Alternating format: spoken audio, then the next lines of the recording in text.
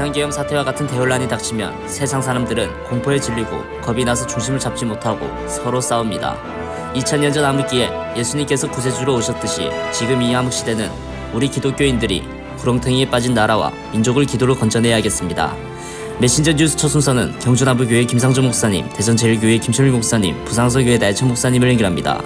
지난주에 6시간 동안 비상계엄령 충격적인 시간을 보내며 난파선이 된 대한민국의 민낯을 보게 되었습니다. 서방에서는 한국 허상이 폭로되었다 조롱합니다. 로마서 13장에 보면은 권세에 복종하라 그랬습니다. 여러분, 이 말씀을 잘 보셔야 됩니다. 우리가 꼭 마음의 기초로 삼아야 될 것이 무엇이냐? 하나님의 말씀, 이 세상의 최고 권세를 가지신 하나님의 뜻에 어긋나지 않는 범위에서 우리는 권세에 복종해야 된다는 사실입니다. 우리 성도는 국가주의에 빠져서는 안 됩니다. 지금 이 나라가 하나님으로부터 점점 멀어져 갑니다. 하나님으로부터 멀어지면 거기에 저항해야 합니다. 야당은 기독교를 반대하는 좌파 무신론이 득세하여 동성애 합법화가 들어있는 포괄적 차별금지법을 통과하려 합니다. 이것이 통과되면 미국처럼 동성애를 인정하는 기독교 교단도 생길 것입니다. 우리 성도들은 이 나라를 사랑해야 되지만 어디까지나 하나님이 가장 높은 충성의 대상이 되어야 합니다. 국회의원 가운데 기독교인이 87명이다. 국무위원 가운데 기독교인이 몇 명이다 자랑했지만은 정작 대통령에게 강권적으로 복음을 전하고 미신적 행위를 비판하고 돌이키지 못함을 우리는 돌아봐야 합니다. 과거 일제강점기 때 국가 정책에 따라서 신사참배를 했습니다. 많은 교회들이 참여했습니다. 많은 목회자들, 많은 성도들이 국가가 선포했으니까 우리는 따라가야 도리다라고 생각했습니다. 자, 그때 주기철, 주남선, 한상동, 허길순 목사님 같은 분들은 신사참배를 거부했습니다. 이 위기의 때 엘리야에게 하나님께서 말씀하셨던 숨겨놓았던 7,000명이 저와 여러분이시기를 주님의 이름으로 축복합니다. 노련한 등반가의 진가는 야산을 오를 때 나타나는 것이 아니라 험산 계곡을 지날 때 그 사람의 진가가 드러나는 것입니다.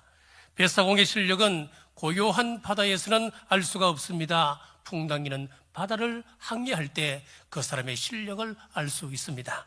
신앙도 마찬가지입니다. 평탄할 때는 그 사람의 신앙 진리를 알 수 없지만은 극심한 환난과 시련 그리고 도전에 부딪혀보면 그 사람의 진가를 우리는 알 수 있습니다. 그래서 사도 바울은 우리 신앙생활을 선한 싸움이다라고 표현을 했습니다. 즉 전투요 목숨을 건 전쟁이라고 하는 것입니다. 그렇습니다.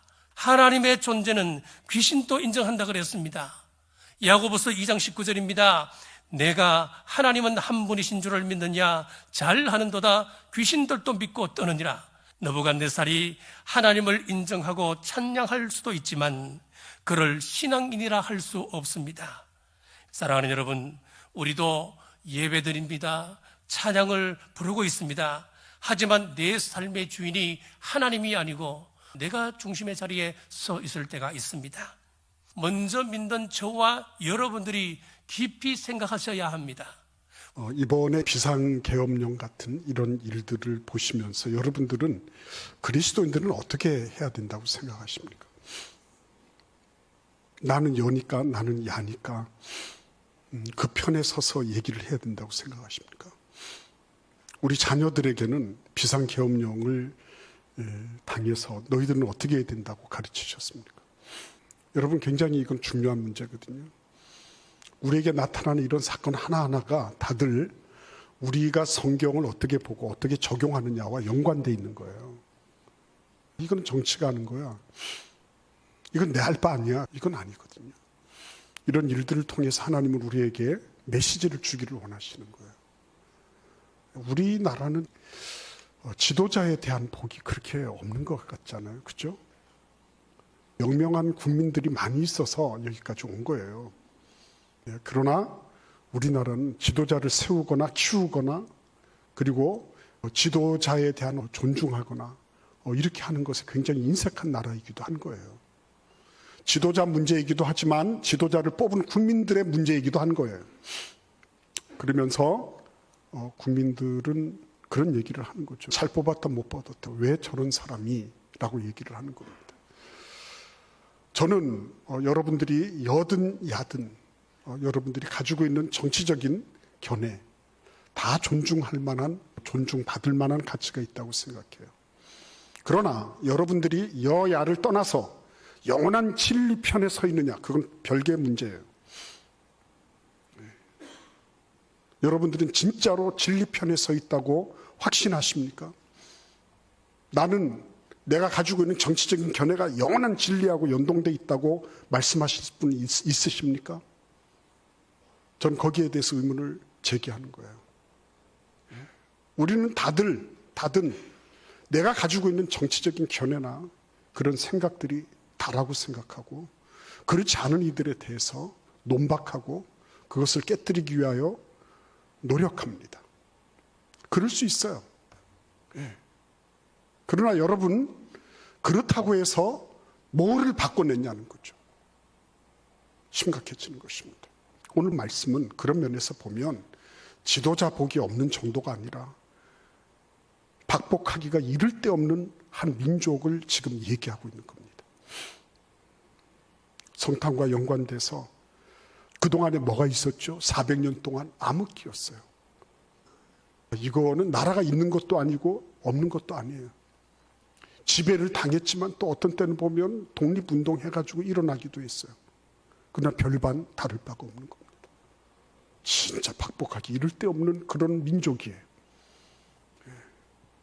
셀루코스 왕조에 또 이렇게 됐다가 그 다음에는 또 독립도 했다가 그 다음에는 로마 제국으로 들어가고 영일 없이 부침을 드러내고 있는 그런 나라가 바로 이 나라였어요.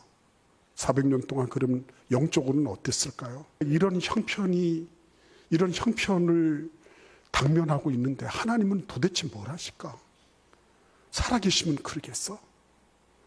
이런 소리가 나오고 남았죠.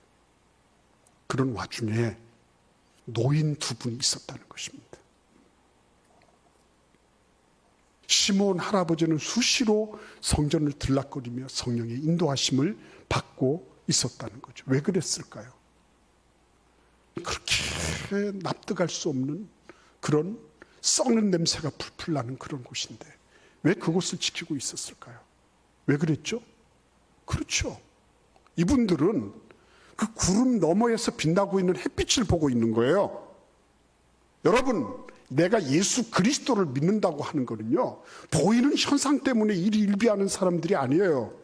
그거를 이미 뛰어넘었다는 것을 의미하는 겁니다.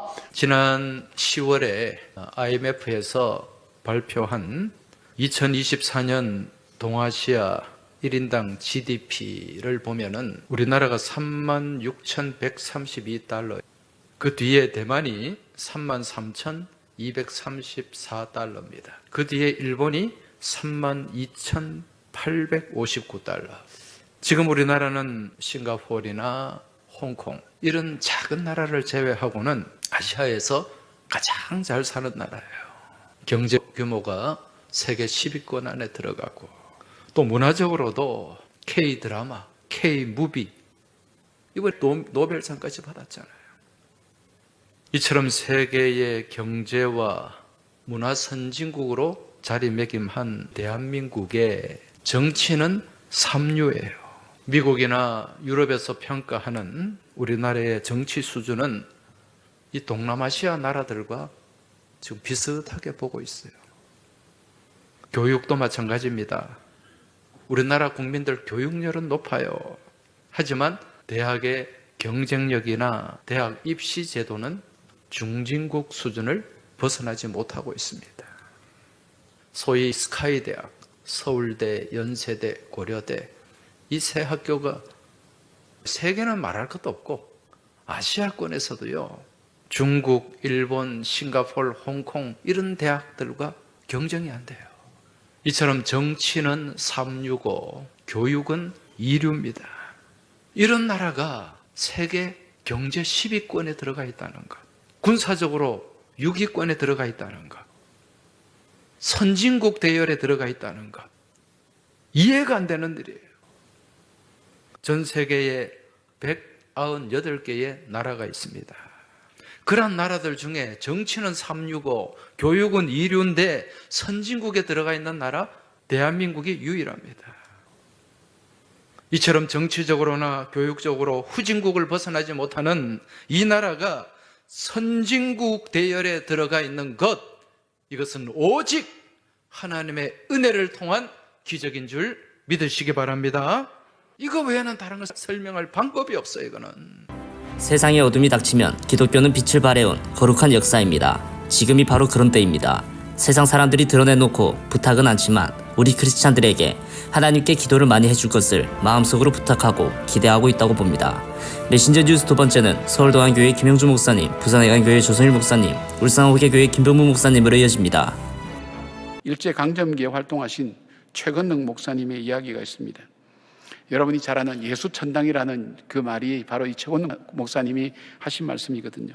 말을 타고는 일본 순사를 향해서 최건능 목사님이 크게 예수천당 외칩니다. 말이 놀랐습니다. 순사가 말에서 거의 떨어질 뻔하면서 화를 내면서 영감, 하나님 나라가 대체 어디 있단 말이요? 나에게 보여달라고 그렇게 이야기를 합니다. 그때 최건능 목사님이 이렇게 말씀하셨다고 그럽니다. 천국 본점은 내 소관이 아니니까 내가 보여줄 수가 없고 나는 지점이라고 내 마음속에 바로 하나님 나라가 있다는 것입니다. 21절에 보니까 또 여기 있다 저기 있다고 못하리니 하나님 나라는 너희 안에 있느니라고 말씀합니다.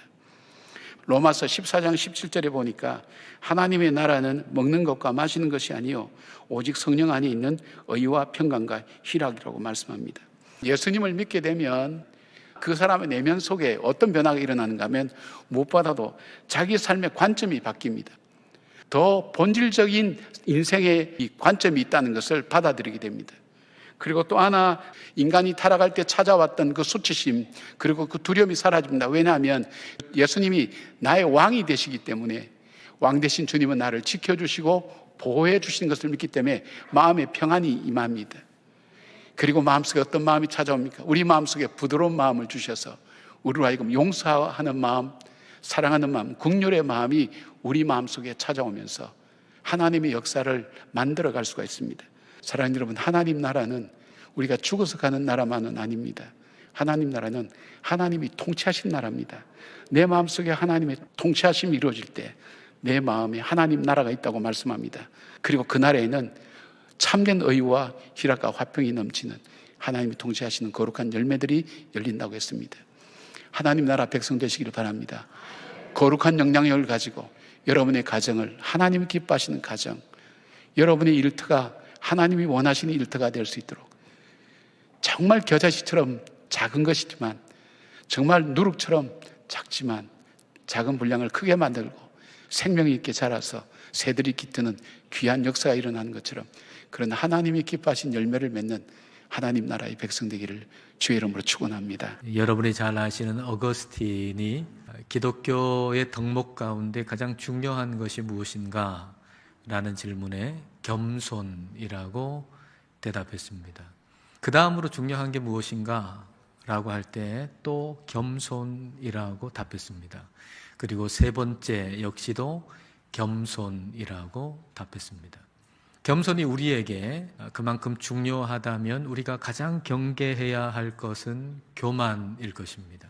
교만은 자기 자신에게 스포트라이트를 비추고 자기 자신에게 집중하는 것입니다. 예수님께서 갈릴리를 지나가시는데 몰래 지나가시기를 원하셨다는 겁니다. 다시 말하면 이제 예루살렘으로 가셔서 십자가를 지셔야 할 때가 가까이 다가왔다는 거죠. 그래서 그 일에 집중하시려고 하셨다는 얘기입니다. 여기서 우리는 예수님의 겸손이 무엇인지 알 수 있죠. 예수님의 겸손은 하나님의 뜻에 집중하는 것입니다. 갈릴리 사람 중에 어떤 한 사람을 여러분 한번 생각해 보세요. 예수님이 이 갈릴리를 오셨는데 아무도 모르게 그냥 지나치려고 하신단 말이죠. 그때 이 사람은 이렇게 생각할 수 있겠죠. 좀 유명해지더니 저 사람이 저렇게 교만해져가지고 우리를 그냥 무시하고 지나쳐 버리려고 하네. 그러니까 이 사람의 눈에는 예수님이 전혀 겸손하게 보이지 않을 수도 있다는 겁니다. 겸손은 모든 사람의 요청을 다 들어주는 게 겸손이 아닙니다. 겸손은 하나님의 뜻이 이루어지도록 하나님께 집중하는 것입니다. 집중을 하려면 선택해야 합니다. 탁월한 선택은 탁월한 거절을 해야만 가능합니다. 따라서 하나님의 뜻에 부합하지 않는 것을 잘 거절하는 것도 겸손입니다. 여러분의 삶에 거절하지 못하고 끌려다니는 것 있죠. 그게 여러분의 친구든지 아니면 취미든지 중독이든지 하나님의 뜻에 맞지 않는 것을 잘 거절하실 수 있기를 축복합니다. 일본의 곤도 마리에 정리 전문가입니다. 곤도 마리에는 책도 냈고요. 또 넷플릭스 프로그램 시리즈를 방영했습니다. 근데 곤도 마리에가 나오는 넷플릭스 프로그램 제목이 설레지 않으면 뭐라고요? 버려라 하는 거예요. 미니멀 라이프로 사는 주제이기도 한데요. 당장 냉장고를 한번 열어보십시오. 안 먹는 게 참 많습니다. 그런데도 쌓아놓고 있습니다. 실제로 집안에 있는 물건들 하나하나 딱 집어보시면서 설렘이 없다면은 과감하게 갖다 버리라는 것입니다. 우리 권사님 중에 한 분은 이사를 하면서 3분의 2 이상을 버렸는데 얼마나 행복하게 된지 모르겠다는 거예요. 아까운 것도 있고 추억도 있는 물건도 있죠. 예. 근데 그것 때문에 정리정돈에 휘말리고 시간을 빼앗기고 하게 되다 보니까 정리하고 나니까 인생이 달라지더라는 거예요. 인생도 마찬가지입니다. 가만히 생각해 보면은 쓸데없는 걱정, 근심, 고민들 가지고 살아갈 때가 얼마나 많은지 모릅니다. 그런 모습을 가지고 살다 보니까 신앙이 정상적으로 자랄 수가 없는 거예요. 마가복음 10장에 보면요, 예수님께서 여리고를 지나실 때에 바디메오라는 사람을 만나게 됩니다. 맹인에다가 또 거지입니다. 근데 예수님이 지나가실 때 다윗의 자손 예수야 나를 불쌍히 여기소서 이렇게 외쳤을 때에 예수님께서 제자들에게 저 맹인 나한테 데리고 오라 이렇게 부르십니다. 그랬을 때 마가복음 10장 50절에 보면은 맹인이 겉옷을 내버리고 뛰어 일어나 예수께 나오거늘. 맹인이 겉옷을 내어버리고 예수께 나왔다는 것은 이 겉옷은요 유대인들에게는 굉장히 중요한 거예요.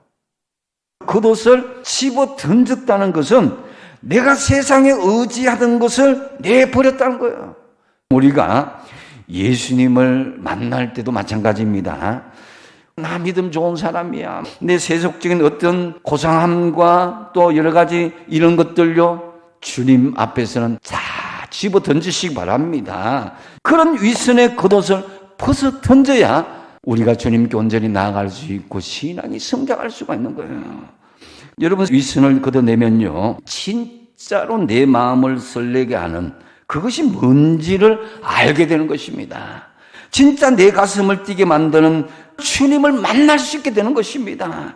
우리가 위선과 가짜의 껍질을 집어 던져야 되는 거예요. 우리가 진짜 원하는 삶을 살아가기 위해서는요 가짜 삶을 살아서는 안 됩니다. 우리는 타인의 인생을 살아가는 것이 아니라 내 인생을 살아야 된다는 거죠.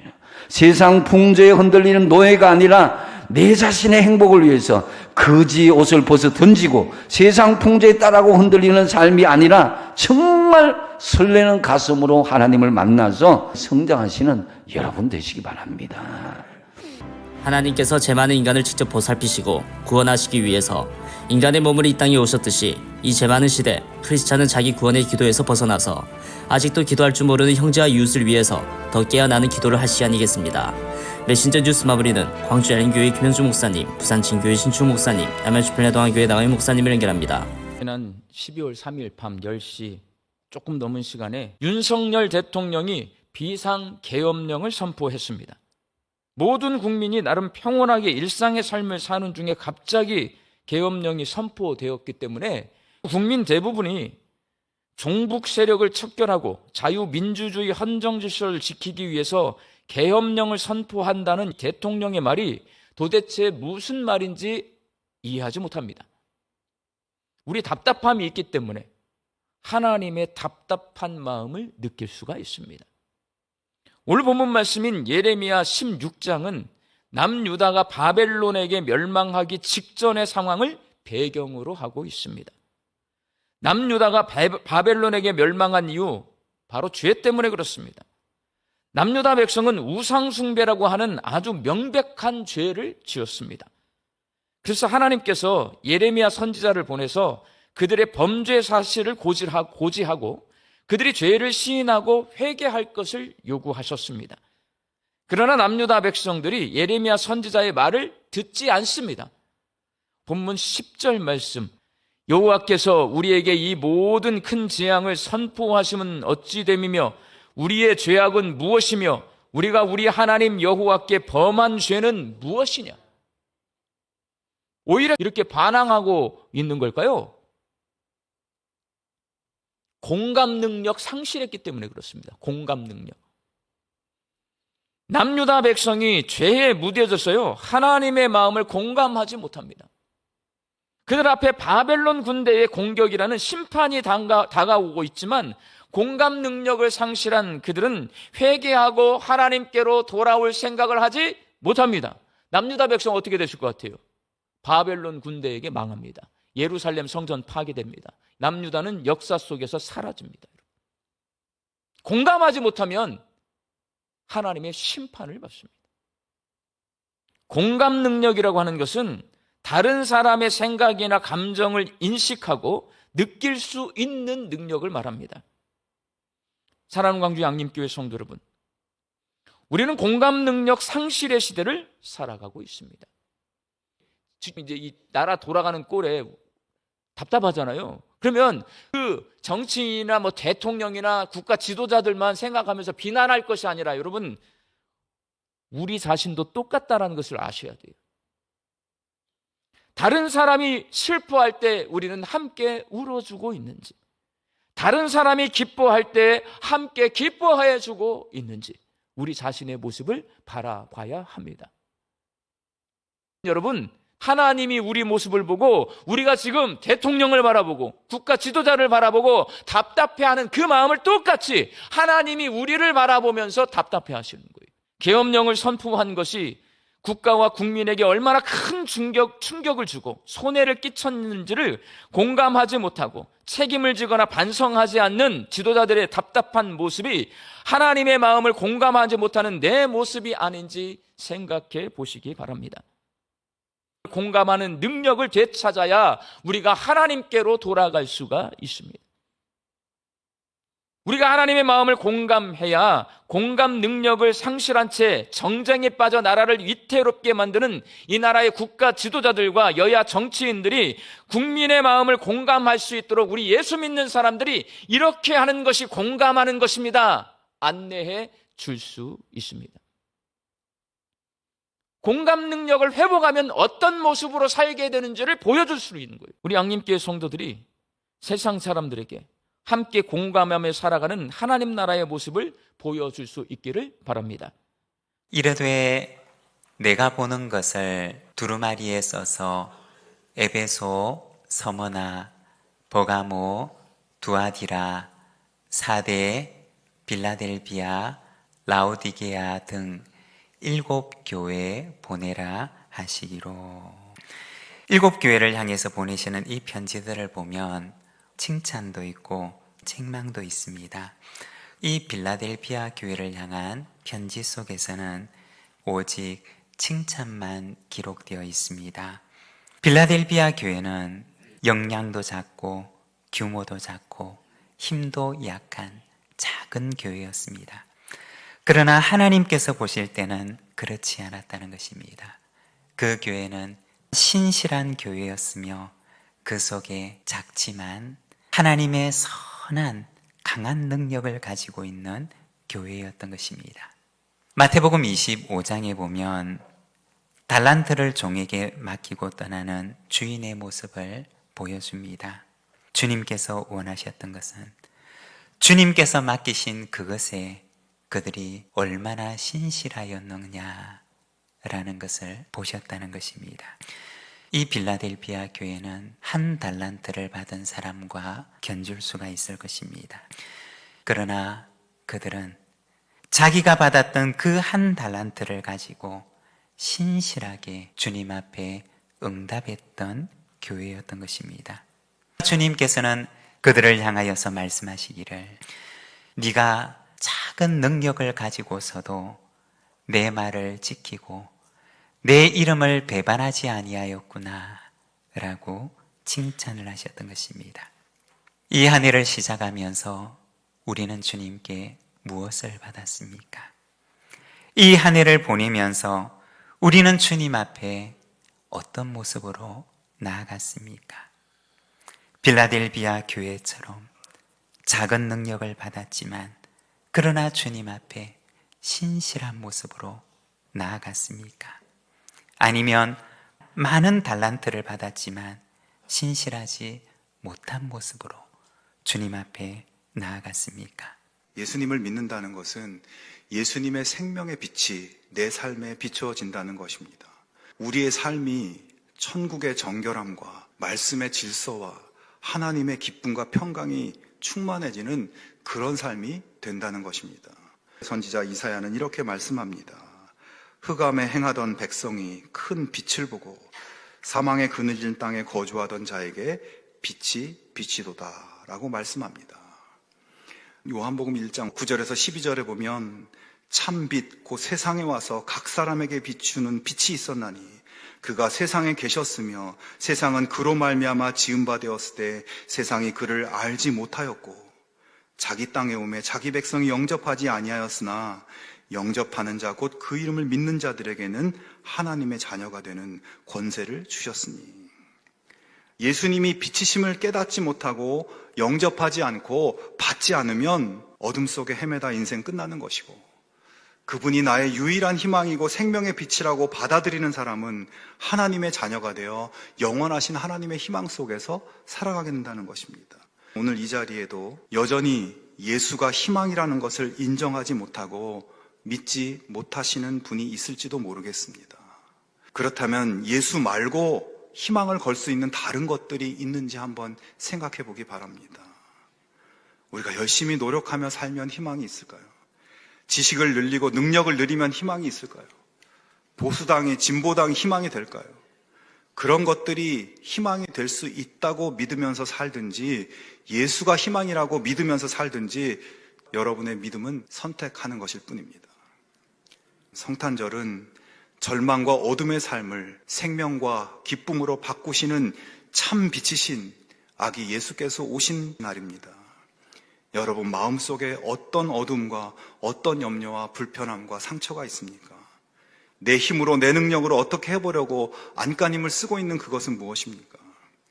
그 모든 것을 생명의 빛이신 예수님께 가지고 나오기 바랍니다.